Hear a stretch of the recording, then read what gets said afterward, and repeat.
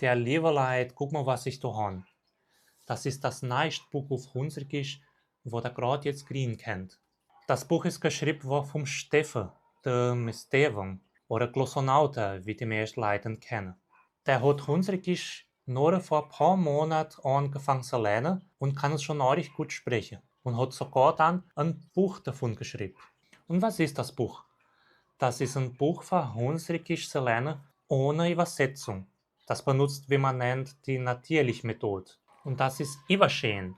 Das Buch seine Überprüfung war von mir gemacht und das benutzt meine Orthographie. Und das kommt sogar mit Audios mit, dass der Herr kennt, wie man die Wörter ausspricht. In dem Steffen sein Kanal, Glossonauta, könnt ihr ein Video finden, wo er über Hunsrückisch spricht und auch über das Buch. Und dort könnt ihr einen Link finden, für das Buch zu kaufen. Ich tue mir auch das Link versuchen zu lösen in dem Video, seine Beschreibung, aber ich weiß nicht, ob das möglich ist, weil mit Shorts und Reels ist es ein bisschen schlimm, Links dran zu tun. Aber wenn das nicht finden könnt ihr immer mich oder den Stefan kontaktieren und mir schicke euch das Link. Das Buch heißt Mein erstes Deutschbuch Alemão Hunzikiano Brasileiro pelo Método Natural. Komm auch Hunzikisch mit uns lernen.